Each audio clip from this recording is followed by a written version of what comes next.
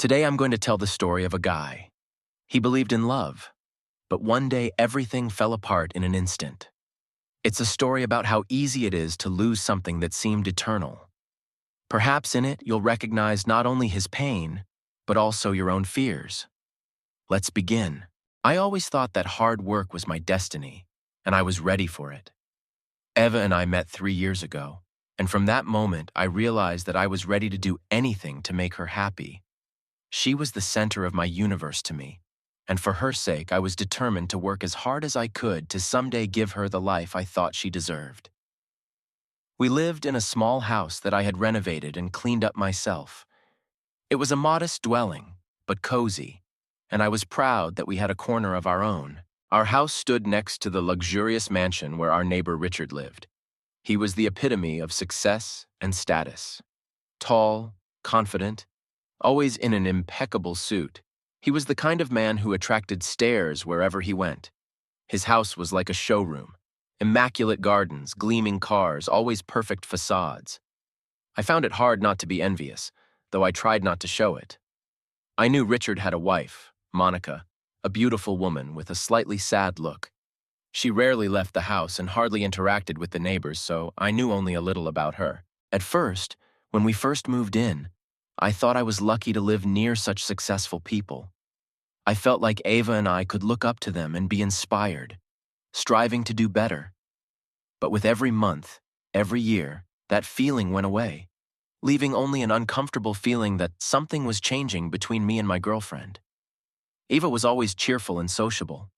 She was easy to get along with, and I admired her ability to make people feel comfortable around her. But in the last few months, she was different. I couldn't say exactly what had changed, but I could feel it in everything. She became less interested in my affairs. Our conversations dwindled to a minimum. I tried to explain it to myself as her fatigue or the fact that she just needed time to herself.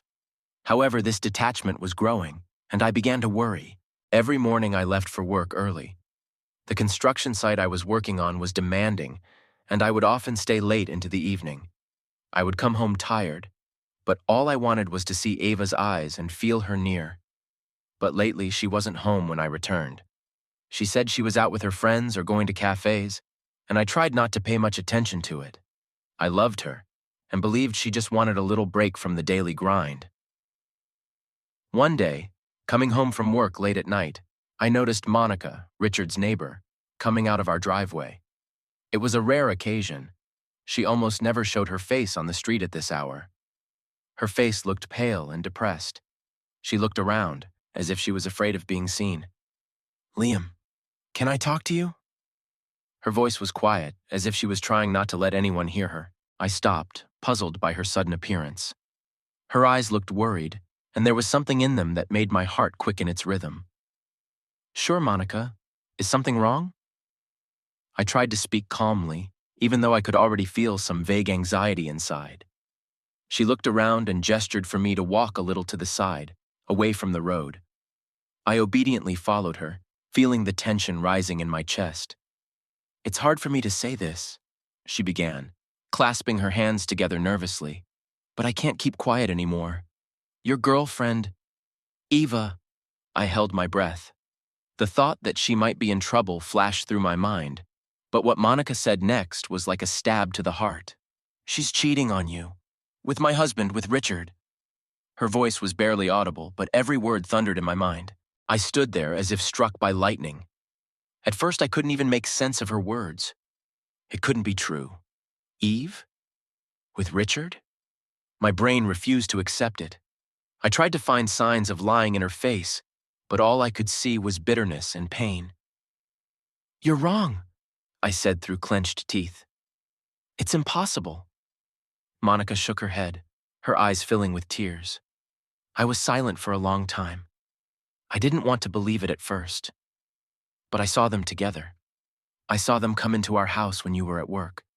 They spent hours together, Liam. It's true. The world in front of me started to crumble. Everything I knew, everything I believed in, shattered. My heart raced, my hands trembled, and I felt a lump in my throat. I couldn't believe it. I didn't want to believe. Eva was my life. We were making plans for the future. How could she betray me like this? Monica stood in front of me, her face contorted with pain and despair. She didn't look like someone who would lie for some kind of gain. "Why are you telling me this?" I asked, my voice trembling with a rush of emotion. She sighed heavily, and her eyes darkened with sadness. "Because I'm suffering from it myself. I put up with it for a long time, hoping it would change. But now I see that my life is already ruined. I don't want you to go through the same thing. You deserve to know the truth, Liam." Every word she said hurt my soul. Everything seemed so unreal that I stood there, not knowing what to say. There were hundreds of questions running through my head, but none of them were coming out. After talking to Monica, I returned home, but I barely realized how I got to the door. My feet moved automatically and my mind was blank. I stood on the threshold of our house, staring at the door I'd opened thousands of times, but now it felt foreign to me, as if there was nothing familiar behind it. Everything I knew about my life with Eva now seemed like an illusion, a deception. Opening the door, I stepped inside and stood on the threshold. The silence cut into my ears, and the faint scent of her perfume still lingered in the air. I sat down on the couch, trying to collect my thoughts. My heart was still pounding like crazy, but I forced myself to breathe more evenly. Monica could be wrong. There could have been some explanation. Maybe it was a misunderstanding. But inside, I already knew it was true. The clock on the wall ticked away, and I sat in a daze, trying to make sense of what was happening.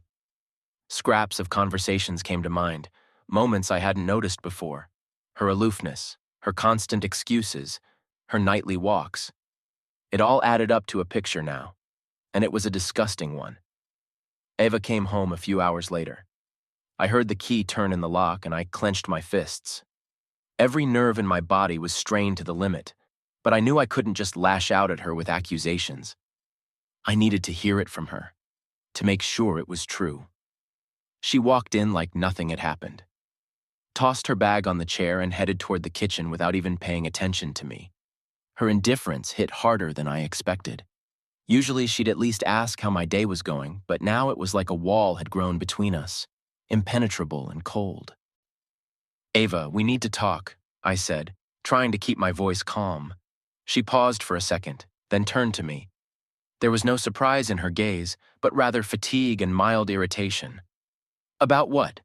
she asked indifferently, taking water out of the refrigerator. I felt my hands start to shake, but I kept my composure. "About us," I said slowly, "and about what's going on between you and Richard." Her face tensed for a moment, but she quickly pulled herself together. Eve looked at me coldly, almost defiantly. "What do you want to hear?" she asked, clearly not going to play games. "That I'm sleeping with him? Yes, you are." Her words, spoken with such indifference, cut right through me. It was like everything inside of me collapsed. I expected tears, excuses, maybe even an attempt to hide the truth, but what I saw was worse than any betrayal. She didn't care. "How could you?" I asked, feeling my voice trembling treacherously. "We'd been together for 3 years, Eva. I thought we were building something real." She sipped her water as if I was talking about something insignificant. "Liam, does it really matter to you?" She looked at me with a look of boredom like I was discussing the weather. "You're always at work. All you do is work. And I don't want to spend my life waiting for you to come home and be so tired that we don't even have time to talk. It's easier with Richard. He knows what I want, and he can give it." I fell silent, digesting her words. She looked at me like I was a part of her life that she didn't need anymore, like everything we'd been through together was a mistake. "But I thought you loved me," I said quietly, feeling everything empty inside. "Didn't that mean anything to you?" Eva snorted, and it was like a blow under the breath. "Love?" She grinned.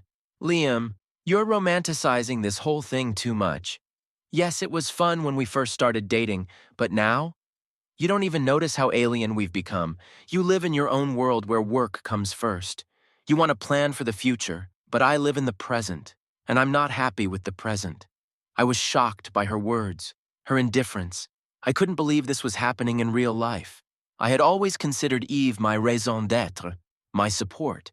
But now she stood before me like a stranger, cold and cruel. "So that's it?" I asked, feeling the emptiness coming up. "We were just a mistake to you all this time?" Her gaze was impenetrable. "I'm not saying it was a mistake. It's just, it doesn't work anymore. And I don't see the point in dragging it out. You can try to blame Richard or me or whoever you want, but the truth is, this whole thing started long before him. We're just not right for each other." Every word she said stabbed into my heart like splinters. I looked at her, and I couldn't believe I was looking at the same Eva I'd lived with for 3 years. It was as if she had been hiding her true face all this time, and now that it was revealed, I saw a completely different person in front of me. She walked to the door and picked up her bag. I couldn't believe she was just going to leave like this was a normal conversation. "Where are you going?" I asked, trying to find some thread to hold on to. "I'm staying at Richard's tonight," she said calmly, like it was the most logical step. "I think we both need time to think." She turned and walked out the door, leaving me alone in the empty house. I stood in silence, staring at the closed door, trying to realize what had just happened. Everything I believed in had been shattered in a matter of minutes. My life, my love, my plans, none of it mattered anymore. A feeling of emptiness grew inside me. I didn't know what to do next. My thoughts raced around like cornered animals, and I couldn't find a way out. All I knew was that I was alone, and now I had to live with that knowledge. After Eva left, there was an oppressive silence in the house. I sat on the couch and stared at her empty chair. I couldn't comprehend that it had happened so quickly, that the person I had spent 3 years of my life with could so easily and indifferently cut me out of it. I tried to remember how it had started, how we had met. In those moments, it seemed to me that there was something special between us, that it wasn't just a romance, but something more. We laughed together, shared dreams, made plans. But it turned out that all those dreams were just mine. I started remembering every little detail. How Ava started to be absent more and more often in the evenings. How she stopped asking me how I was doing. How she had that annoyed look on her face when I tried to talk about the future. In those moments, I wrote it off as fatigue, as temporary difficulties. I tried to convince myself that things would get better, that it would just take a little time. But she was already with Richard, our neighbor, while I was trying to build a house for us. Ava and I have always been different. I'm a man of action, always believing in hard work and perseverance. I was never afraid of work, and although my construction job was hard, I took pride in what I was doing. It was honest work that gave me a sense of stability and confidence. Ava, on the other hand, was a dreamer, living in the here and now. She always said she didn't want to think about the future, that we should enjoy life while we could. Maybe that was a warning, but at the time, I didn't want to see it. I thought love was when you accept a person for who they are, even if you are different. But now, sitting in the empty living room, I was beginning to realize that our differences were too great to ignore. I tried to imagine what she was like with Richard now. I drew a picture in my mind. Them sitting in his luxurious living room, laughing, drinking wine, and maybe even making plans for the future that was once supposed to be ours.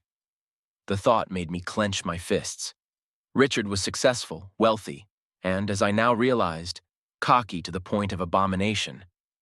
He could afford anything he wanted, and as it turned out, Eve was one of those things he was determined to get. Everything inside me boiled with anger. I didn't know what to do with this rage that was overwhelming me. I wanted to snap, to go to Richard, to break into his house and demand an explanation. But I knew it would be useless. He wasn't likely to say anything that would bring Eve back to me or explain her betrayal. Even if I forced him to admit guilt, it wouldn't change the fact that she had chosen him. Sitting in the dark, I felt the weight of disappointment slowly consume me. I stood up and walked through the rooms as if I was taking one last look around the place I once called home. Everything, every little thing now reminded me of her. Her books, her clothes, her smell, everything was soaked in her. I tried not to think about the fact that it had all become a lie. At night, I hardly slept at all. My thoughts revolved around what had happened, like a wheel that couldn't stop. I remembered again and again our conversation, her indifferent words, her calm confession of betrayal. That was the most painful part, not the affair itself, but the fact that she didn't even try to justify herself. She didn't care how I felt. She just walked away, as if our life together had long since ended for her, and I was the last person to know. I woke up this morning with a feeling of emptiness inside. Usually I would get up early, get ready for work, and then say goodbye to Ava before heading out. That wasn't the case now. The house was empty, and I could feel it with every cell in my body. I sat on the bed, not knowing what to do next. It felt like the whole meaning of my life had disappeared in an instant. My phone was on the bedside table. I picked it up and checked the messages. Nothing. Eva hadn't even bothered to text me. I looked at her picture I'd left on my contact profile. Looking at her face, one question swirled in my mind. How long had she been lying to me? From the very beginning? Or did it happen gradually when I was too busy with my own worries? I wanted to ask her, but I realized it was pointless. The answer would no longer satisfy me. For several hours, I sat still, wondering what to do. Work seemed distant and unimportant. I knew I couldn't go back there in this condition. There were too many questions swirling around in my head. I couldn't focus on anything but thinking about what had happened. By noon, I decided to leave the house to get my mind off it. The street was busy, but to me everything seemed dim and detached. As I walked past the houses, I found myself envying the people who were living their lives, unaware of my pain. They were walking with their children, talking on the phone. Someone was returning from work. Everything in their lives seemed to be simple and straightforward, and my life suddenly became chaos. I reached the park where Eva and I often walked on weekends. There were many people there, children playing on the playground, someone feeding the ducks by the pond. I sat down on a bench and tried not to think about how we had sat there with Eva a few months ago. Back then, I'd thought everything was going to be okay, that we were just going through a rough patch. Now I realized that this period was the beginning of the end. At some point, I caught myself blaming not only her, but myself as well. Maybe I wasn't paying enough attention to her. Maybe I was too caught up in work, spending too little time with her. Maybe I just didn't see our relationship start to crumble. But on the other hand, that didn't excuse her betrayal. We could have talked, solved the problem together, but she chose a different path. The path of lying and cheating. Feeling a growing heaviness in my chest, I got up from the bench and slowly walked back. Going home was hard, but I needed to think about what to do next. I couldn't stay in this uncertainty any longer. I needed to make a decision on how to move on with my life despite this pain. As I approached the house, I noticed that the door of the neighboring mansion was ajar. From inside came the sounds of muffled conversation. It was Richard's voice. I stopped for a moment, catching my breath. For a moment I thought I would hear Eve's voice, that she was there with him. But gritting my teeth, I continued walking. I couldn't waste any more of my life on their dirty games. When I entered the house, everything inside seemed even emptier than before. I knew I had a tough decision to make, not only about how to handle this betrayal, but also about how to move on. I needed to let go of this part of my life, even if it was painful. I woke up the next day with a heavy feeling in my chest. It was like my body refused to move, and my mind was having trouble recovering from what had happened. I didn't want to get out of bed, but I couldn't bear to stay in an empty house where everything reminded me of Eve. I lay there for a long time, staring at the ceiling, trying to figure out what to do next. The only thing I could think of was to talk to Monica. Maybe she could shed some light on what had been going on behind my back for the past few months. I got up, washed my face, and put on a t-shirt and jeans on automatic. It was about noon on the clock. Eva hadn't shown up at home, and I wasn't expecting her back anymore. She had made her choice. I was no longer a part of her life. As I stepped outside, I felt the fresh air and held my breath for a moment, as if trying to wash away the feeling of suffocating pain. My steps took themselves toward Monica and Richard's house, the mansion that was now the symbol of my betrayal. As I approached the tall fence, doubt came over me with renewed vigor. Should I go there? Would I have the courage to listen to Monica? But I was already here, and there was no retreat. I pressed the bell at the gate and waited. A few minutes stretched interminably as I tried to figure out how to start a conversation. Soon Monica came out of the house. When she saw me, she froze for a moment, but then nodded, inviting me in. Her face remained calm, but in her eyes I saw the same twinge of pain that I'd seen the first time. "Liam, I thought you were coming," she said quietly as we entered her spacious living room. "Have a seat." I sat down on the soft leather couch and looked around. This house, luxurious though it was, felt cold and alien to me. Everything in it, from the perfectly arranged furniture to the expensive paintings on the walls, seemed not to be for people, but for the display of wealth. Monica sat down across from me with her hands in her lap. She looked at me, as if expecting me to speak first. But the words didn't come easily. I didn't know where to begin. "Thank you for deciding to tell me," I finally said. "I don't know how I would have found out about everything if it hadn't been for you." She smiled sadly, her eyes full of sadness. "It wasn't an easy decision. I've been patient for a long time. But," she paused, choosing her words, "I couldn't stand to see your life ruined by what was happening between them." Her words made me wince. My life was falling apart? Until that moment, I somehow hadn't considered that things weren't just ending, but exactly falling apart. The 3 years I'd spent with Eva seemed empty and meaningless now, but that didn't make the pain any less painful. "Did you know about this from the beginning?" I asked, feeling the anger rising inside me again. Monica lowered her eyes, as if hesitant to meet my gaze. "I began to suspect it months ago," she admitted. "Richard started staying late at work, coming home late, sometimes not staying home at all. I tried to make excuses for him, but then I happened to notice that he was seeing Eva while you were at work. I didn't even realize it was true right away." Her words hit me like a hammer. So this had been going on for months. While I was at work every day, working hard at the construction site, Eva was spending time with Richard. Monica continued, "I tried to talk to Richard, but he denied it. He said it was just a misunderstanding. But once I saw them together, I couldn't let it go." Monica looked up at me with eyes so full of pain and despair that it made me uncomfortable. She was suffering just as much as I was. But in her case, it was betrayal not only by a stranger, but by her own husband. "What are you going to do?" I asked, trying to understand how she managed to stay calm. She sighed and looked away. "I don't know yet," she answered quietly. "I don't have as much courage as you do. You could just tear everything up and leave. I have a home here, my kids, my whole life. I can't just leave everything. It's too hard." Her words made me think. She's right. She really didn't have the option to just walk away. Her life was much more complicated than mine. Her choices were limited. I could end my relationship with Eva, as painful as it was, and walk away. And Monica was bound not only by marriage, but by a lifetime together with Richard. She was trapped. "But you can't put up with this forever," I said quietly. "You deserve better." She nodded sadly. "I know. But it's not that simple, Liam. Sometimes we have to stay where it hurts because we have no other choice." Her words came out with such bitterness that I realized she'd accepted her situation a long time ago. But I wasn't comfortable with that thought. I didn't want to stay trapped like Monica. I didn't want to waste my life trying to hold on to something that had long since been destroyed.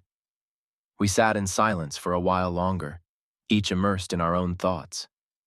Eventually, Monica stood up. "I'd like to offer you tea or coffee, but I'm afraid that won't help," she said, with a bitter smile. I got up from the couch and looked at her. She seemed strong to me, despite everything that was going on in her life. I didn't know how she was dealing with it, but I respected her for finding the strength to come to me and tell me the truth. "Thank you, Monica," I said, feeling the emptiness still lingering inside. "I don't know what I would have done without your help." "You're stronger than you think, Liam," she replied quietly. "Just don't be afraid to keep going, even if it hurts." Her words stayed with me when I got home. I knew she was right. I had to move on, despite everything that had happened. But that didn't make it any easier. When I found myself alone in the empty house again, a wave of anger came over me. I looked around at the things that reminded me of Eva, and I could feel the hatred rising in me for her, for Richard, for everything connected to this betrayal. It seemed that all 3 years of my life had become a farce, a lie that I couldn't recognize. I went to the closet where her things were. I opened it and saw her dresses hanging neatly on the racks. All this time I'd thought she'd been honest with me, that we had a future, but now those dresses had become a symbol of how she'd deceived me. I pulled them all out of the closet, dumped them on the floor, and dragged them outside without thinking. One thought pounded in my head: get rid of anything that reminded me of her. I went out into the backyard, threw her things on the ground, and without thinking, set them on fire. The fire burned quickly, engulfing the fabric, turning it to ash. I stared at the flames, feeling a part of my past life burn away with it. But it didn't make it any easier. The emptiness inside remained, and I knew I couldn't get rid of it that easily. The fire went out, leaving only a handful of ashes on the ground. I stood in front of those ashes, realizing that it was just a symbol of what had happened to my life.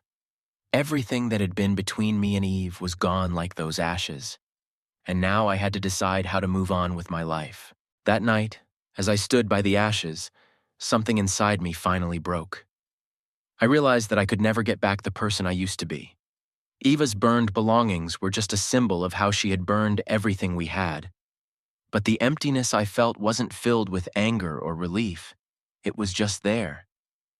I knew I had to see her again before I could finally say goodbye to the past. As much as it hurt, I couldn't let it go unanswered. There was still one question that kept bugging me. Why? Why did she choose Richard? Why did she give up everything we had and not even try to talk to me? I had heard from people I knew that she continued to visit Richard, and in the back of my mind, I already knew what I had to do. In the evening, I decided to walk up to the house where I assumed she would be. Her car was parked in the familiar spot outside Richard's mansion, as proof of her presence, as a challenge that made my heart beat faster. As I got closer, she appeared at the door of the house. When she saw me, she froze for just a moment, then headed toward her car as if my presence didn't matter. She didn't even bother to be surprised or react in any way. She seemed to have forgotten me long ago. "We need to talk," I said, trying to hold back the storm of emotion that was churning inside. "What's there to talk about?" she answered coldly, not even looking me in the eye. Her voice was as indifferent as her demeanor. I didn't know how to start the conversation, but I knew one thing. I needed to hear the truth from her. At least some part of me hoped that she would be remorseful, that she would explain how things had gotten this far, and that she was sorry for what she'd done. "Why did you do it?" I asked quietly, feeling the bitterness rise to my throat. "Why were you with him?" Eva stopped, opening the car door, and turned to me. There was no shadow of remorse or pain on her face. On the contrary, she looked annoyed, like I was just an annoying nuisance in her plans. "Are you serious?" Her voice sounded harsh, almost contemptuous. "Do you really want to discuss this? You're so naive, Liam. You think you were everything to me? That I was good with you? Did you really not see that?" Her words were like a punch. I stood in front of her, not understanding how she could say it with such indifference. Anger flared up inside me, but I forced myself not to let it out. "You could have at least talked to me," I squeezed out. "You could have told me you were missing something." "Talk? To you?" She grinned, her smile filled with contempt. "And you think that would have made a difference? You've been nothing but a shadow in my house all this year. I lost interest in you a long time ago. You were boring, always busy with your work and your own affairs. I was lonely with you." With every word she said, I could feel the anger growing inside me, mixed with resentment. She looked at me as if I was just an unneeded memory that she had finally gotten out of her life. "And you decided that the best way to solve this was to go to Richard?" I said, feeling my hands start to clench into fists. "You could have at least tried to do something. We could have found a way out." Eve threw a cold look at me, and there wasn't a shadow of regret in her eyes. "Do you really think I should have tried something with you?" Her voice sounded harsh, and her gaze became even more icy. "Don't you understand? You were nothing to me. I didn't care about you a long time ago. Did you think your efforts at work meant anything? I don't give a damn about your efforts. You're pathetic, Liam. You tried to be something big, But you're nothing. Those words pierced me like a sharp blade. I felt my heart clench with pain, with the bitterness she poured out on me. But at the same time, something in my chest began to churn, growing so strong that I wanted to explode. "You miserable bitch!"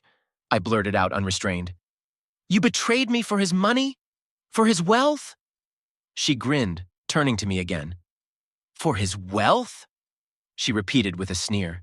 "Yes, you're right. You couldn't give me anything else. He's better at everything. And yes, his money is a nice bonus too. And you? What did you have to offer other than endless complaining and promises that things will get better?" At that moment, I felt everything boiling up inside me. I wanted to scream at her, blame her for ruining my life. My hand rose involuntarily, and I suddenly realized I wanted to hit her, to make her feel the pain she had caused me. The moment seemed like an eternity. Eva froze, but there was no fear in her eyes. She looked at me with contempt, as if even in that moment I was nothing to her, unworthy of her attention. I stood in front of her, clenching my fist, but I couldn't bring myself to follow through. I stopped, not because she didn't deserve it, but because I couldn't become like her. I lowered my hand and took a step back. The storm was still raging inside me, but along with it I felt an incredible bitterness. Bitterness that she wasn't even trying to hide her contempt for me. "You're not worth me touching you," I said quietly, feeling my voice begin to shake with restrained emotion. Eva grinned, her face remaining as cold as ice. "I'm glad you realized that," she said, getting into the car.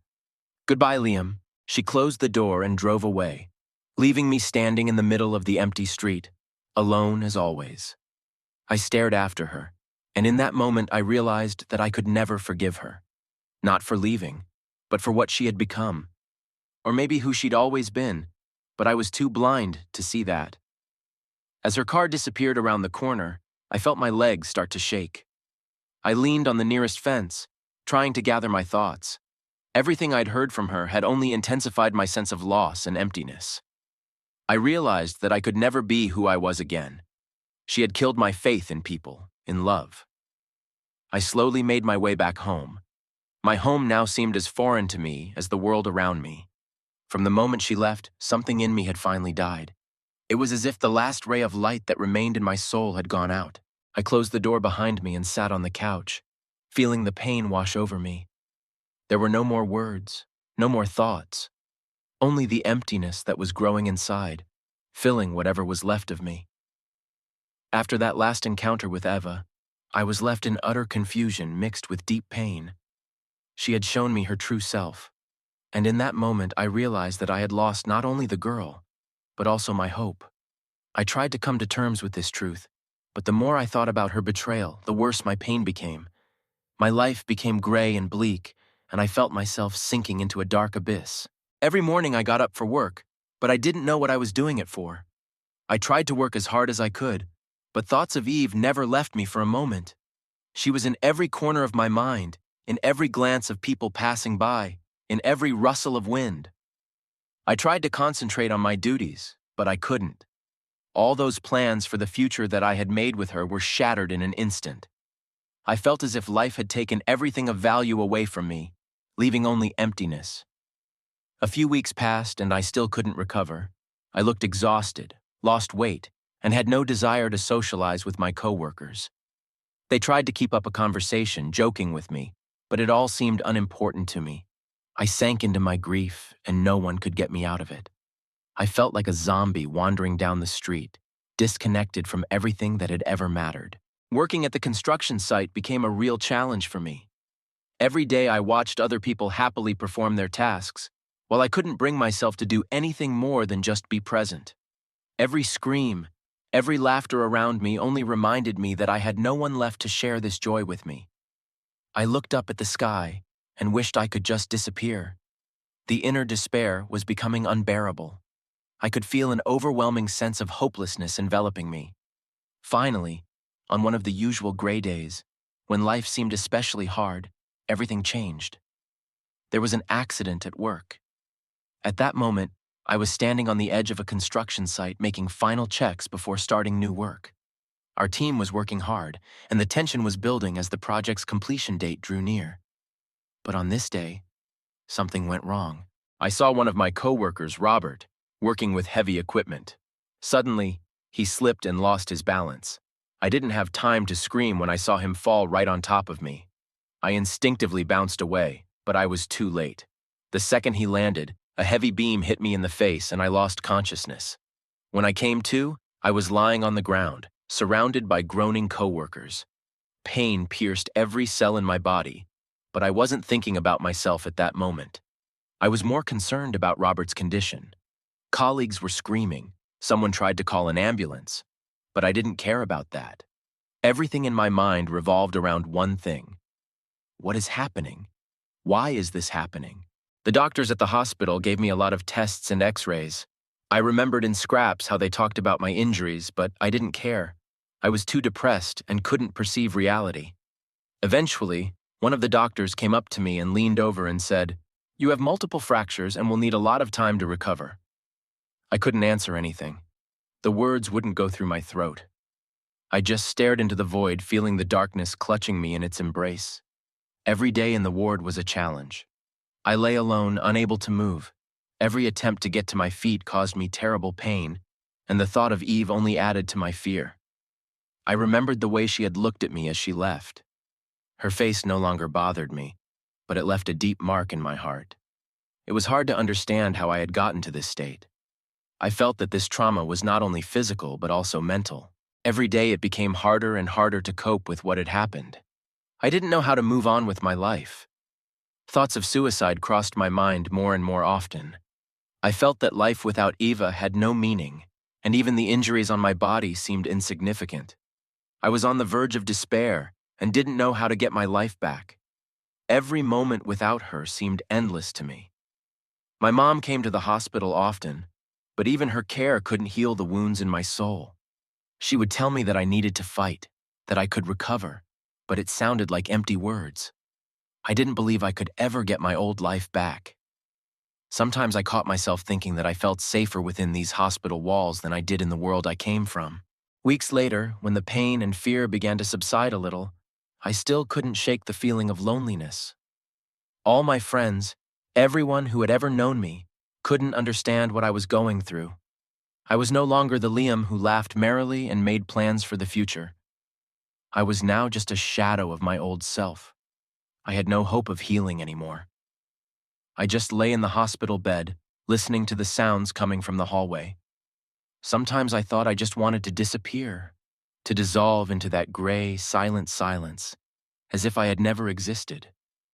But even those thoughts didn't bring relief, just a sense of meaninglessness. Every time I looked up at the ceiling, I thought about what might have been if things had turned out differently.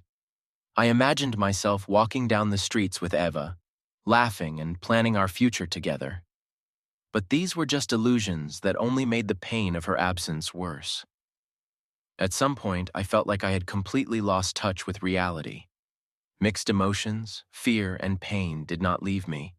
I was trapped within these walls, and all attempts to get out of this state seemed futile. I could no longer distinguish where physical pain ended and mental pain began. These two things merged together and swamped me like an undercurrent that carries me out to sea. That's how I lived, in a world where joy no longer existed, but only a shadow of what once was, and the only wish that never left me was not to be.